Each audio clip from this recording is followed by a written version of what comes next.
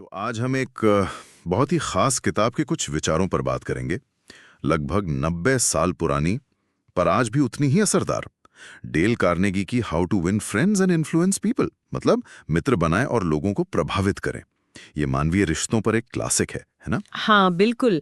1936 में आई थी ये किताब और सोचिए तब से लेकर आज तक लाखों लोगों ने इसे पढ़ा है, सीखा है कि दूसरों से बेहतर रिश्ते कैसे बनाएं। और कमाल की बात यह है कि इसके सिद्धांत आज की इस तेज डिजिटल दुनिया में भी उतने ही काम के हैं। सही कहा। तो हमारा इरादा यही है कि इसके जो मूल सिद्धांत हैं उनमें से कुछ सबसे जरूरी बातें निकालें, जो हम सबकी रोजमर्रा की जिंदगी में हमारे रिश्तों को थोड़ा और बेहतर बनाने में मदद कर सकें। तो कहाँ से शुरू करें? लोगों से व्यवहार करने के हाँ, तरीके। वहीं से करते हैं। भाग 1 और कार्नेगी की पहली बात ही थोड़ी चौंकाने वाली है। वो कहते हैं, आलोचना, निंदा या शिकायत मत करो। हाँ, ये थोड़ा मुश्किल लगता है। मतलब अक्सर पहली प्रतिक्रिया तो यही होती है ना। बिल्कुल। लेकिन कार्नेगी का तर्क ये था कि आलोचना का कोई फायदा नहीं होता। क्यों? क्योंकि ये लोगों को एकदम डिफेंसिव बना देती है। उन्हें लगता है उन पर हमला हो रहा है और फिर गुस्सा या मन में कड़वाहट आ जाती है। सुधार तो होता नहीं, रिश्ते जरूर खराब हो सकते हैं।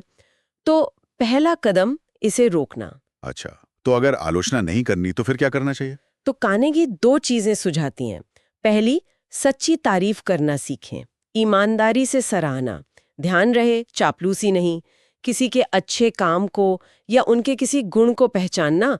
और दूसरी बात, जो शायद और भी जरूरी है, हमेशा दूसरे इंसान के नजरिए से सोचने की कोशिश करें। मतलब उनके लिए इसमें क्या है, उनकी क्या इच्छाएं हैं, ये समझना। ये गहरी बात है, दूसरों का नजरिया समझना। अच्छा, अब आते हैं भाग 2 पर, कि लोग हमें पसंद करें इसके लिए क्या करें। कार्नेगी कुछ आसान सी लगने वाली बातें बताते हैं, जैसे दूसरों में सच्ची दिलचस्पी लेना, मुस्कुराना। हाँ, और किसी का नाम याद रखना। कहते हैं किसी के लिए उसका नाम दुनिया की सबसे प्यारी आवाज होती है। सुनने में ये बातें बहुत बेसिक लगती हैं, पर इनका असर बहुत होता है। बिल्कुल।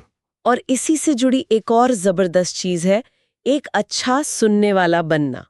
मतलब सिर्फ सुनना नहीं, ध्यान से सुनना, लोगों को मौका देना कि वो अपने बारे में बताएं, अपनी पसंद की चीजों के बारे में बात करें। हाँ, जब हम सुनते हैं तो सामने वाले को लगता है कि वो महत्वपूर्ण है। एग्जैक्टली। और यही कार्नेगी का छठा सिद्धांत भी है, दूसरों को ईमानदारी से महसूस कराएं। उन्हें ये एहसास दिलाएं कि आप उनकी कद्र करते हैं। ये सब तो दोस्ती और अच्छे रिश्तों के लिए बहुत बढ़िया टिप्स हैं, पर जिंदगी में मतभेद भी तो होते हैं। तब क्या?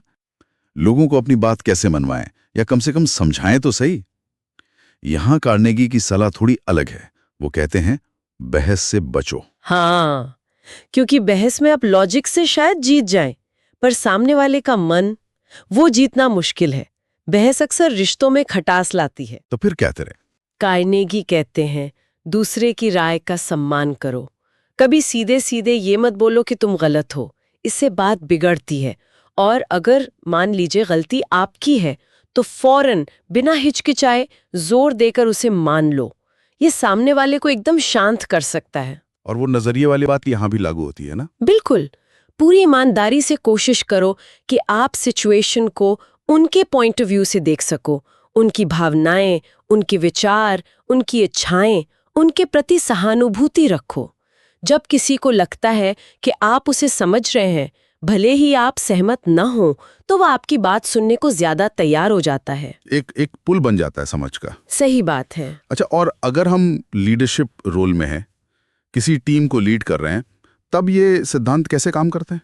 यहाँ भी वही इंसानियत वाली बात है। कार्नेगी कहती हैं, शुरुआत हमेशा तारीफ और सच्ची सराहना से करो।